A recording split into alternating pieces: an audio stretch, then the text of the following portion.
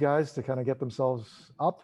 Some guys do it better than others, but I thought overall, obviously, I think Vegas probably had the better end of the period, but we're down one goal, and Fleury's made a few key saves. It could have definitely been a 2-1, 3-1 lead if not for Fleury. Yeah, last night was an interesting game because you go down 2-0 early, and the Sharks were down 3-0 at one point. They're able to get themselves back into that game after the change at goalie, obviously with Doobie coming in, and now he's got the start again tonight. A lot of the talk often, centralizes on the goalies, but I would imagine that your perspective also. You're heavily looking at what the defensemen are doing. Are you seeing any adjustments from last night that you saw early on that maybe are occurring tonight early in the game? Not a ton of adjustment. I think team defense. I think it also includes the forwards. I think we saw last night. Uh, it's good to screen the other team's goalie, but I think there was talk on a few goals last night where if you're screening your own, the intention is good. You want to block the shot, but sometimes you end up blocking your goalie's sight and being ends up costing you. So I think, I was never obviously the greatest shot blocker. If I thought I could block it, I would. But if I didn't, I think, sometimes you're better off getting out of the way, making sure your goalie, he's got the best chance. He's got the mitts, he's got the blocker. So he's got the best chance of blocking it. So I didn't see too much of a change. Probably just, guys making sure, communicating with the goalie, making sure he can see every puck.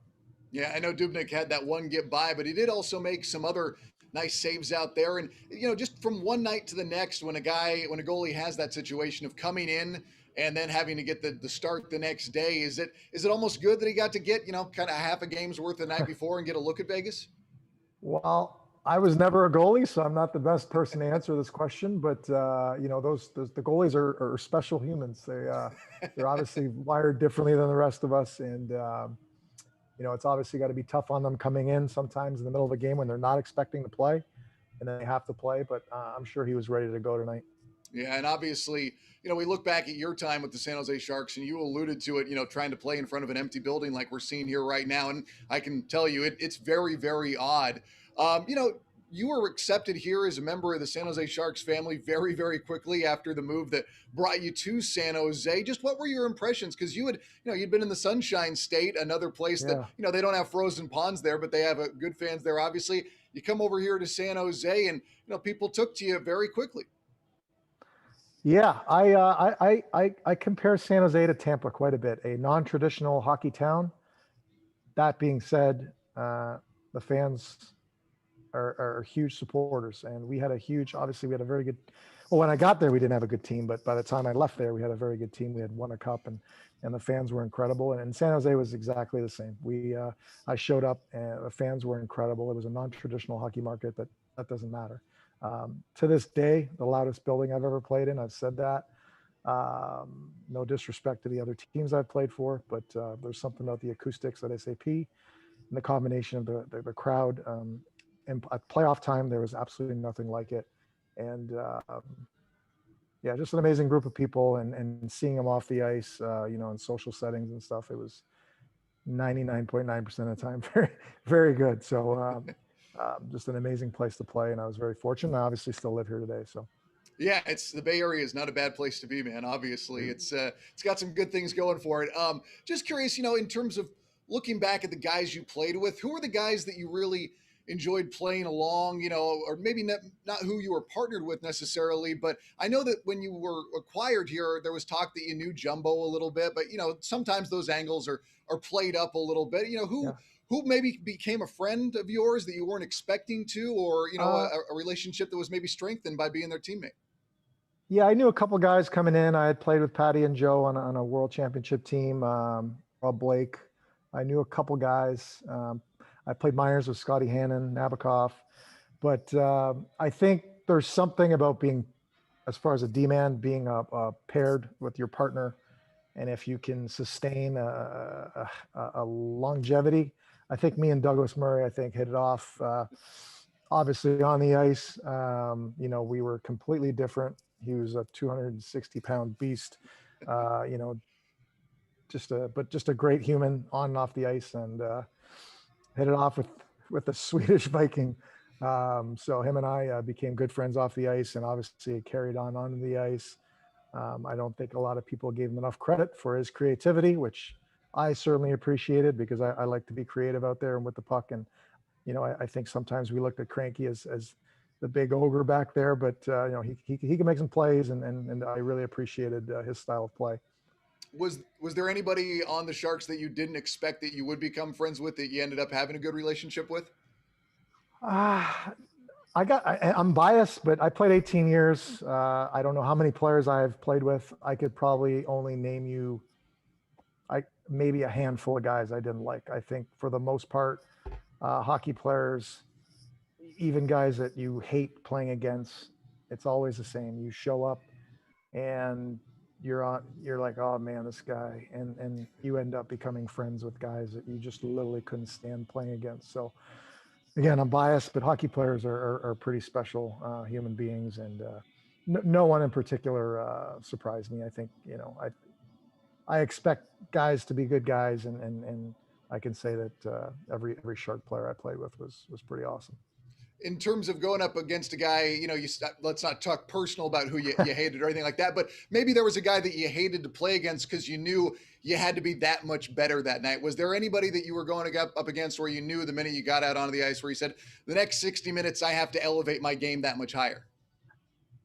That played with the Sharks, you mean? No, that you played against just in the NHL. I think Peter Forsberg, I think was one of the better ones that I played against. Obviously, Sid, I think was always tough to play against. But I think Forsberg, I think looking back, was a pretty special player. He had a combination of speed and skill and strength. And again, I played for 18 years. I obviously played against a lot of players. I played against Mario. I played against even Wayne at the end. But another guy too that I kind of missed his peak. And I was a Flyers fan growing up. So Eric Lindros, I played against, but I think I missed his peak. But playing against that guy, I wasn't moving him. Okay, he could stand wherever he wanted. There was no way I could move that guy. And I think I think had I played against him in his prime, he would probably been right up there as far as toughest player to play against because he was a combination of size, speed, skill, the whole package. Was there anyone in particular that you enjoyed playing against that you knew that maybe not that your skill set worked well, but just that it was going to be fun going up against them and having that test? I was known as an offensive defenseman, but anyone that watched me play and knows me knows that I could play against anyone. And I always took a lot of pride in playing against the top players. So, whether, OV for many years or Sid or, out West, I'm trying to think who else, who were the top players. But I would always get fired up. And if my matchup that night was playing against the top lines, I may not get any points that night, which was totally fine with me. But I really got fired up playing against the best of the best. And, so no one necessarily in particular, but just whoever the top player on the other team was, I would certainly get fired up playing against them. Obviously, we're in a rivalry matchup tonight against Vegas. In terms of looking back at your time with the Sharks, was it the Kings? Was it Anaheim? Of course, the Red Wings enter that conversation as well because some of those playoff series and the past as well played into that. Who to you always felt like it was the biggest game? Yeah, we had a couple rivalry series against the Red Wings. The Canucks, towards we had that tough loss in the semifinals against the Canucks, and then we swept them, I think, the next year. And of course, the Kings, we had a huge come from behind series win against them, and then unfortunately lost, the 3-0 lead my last year. So repetition, right, builds that hatred, and obviously the Sharks have it with Vegas. So I think, between Vancouver and Detroit, and I think in playoffs, you play teams during the regular season, there's going to be some bad blood, but there's nothing compared to playing a playoff series against a team and then having to do it, the next year and possibly the year after that. And I think those three teams were teams we saw every year. Yeah. And, I always wonder when you do have those regular season matchups, against a team that you did have that playoff battle the year before, whether you beat them, whether you lost to them, how much carryover is there? And I would imagine that a lot of that also just stays on the ice because, like you alluded to, you weren't out there looking for enemies in hockey. Yeah, every player is different. Obviously, sometimes I think as overall, I think you can't replicate during the regular season what you accomplish in the playoffs. So, you of course in the newspaper. Well, there's no newspapers anymore, but the next day in the art, there's guys who are going to say, oh, it was good to beat them, payback for. But there's no such thing as payback. If it is what it is. But certainly certain players, certain specific players that you might, go through a playoff run against your. Maybe in the regular season, things can get a little heated or a little more elevated with a little more, where penalties might not be as important. Those kinds of things happen. Got a couple of questions coming in for the stream. Ryan Seto wants to know, what are your thoughts on the Sharks' talent this year? What you're seeing from these guys? Obviously, they've not been able to get the consecutive wins rolling, but the schedule's been pretty wild, and they've had challenges with what's going on right now in terms of the top three teams in the division coming at them bang bang bang here now that they're back home. But what's your evaluation on what you're seeing? Well, I have to say I haven't watched every game, so I don't know that I'm the best person to critic the team. I like effort. I know. I like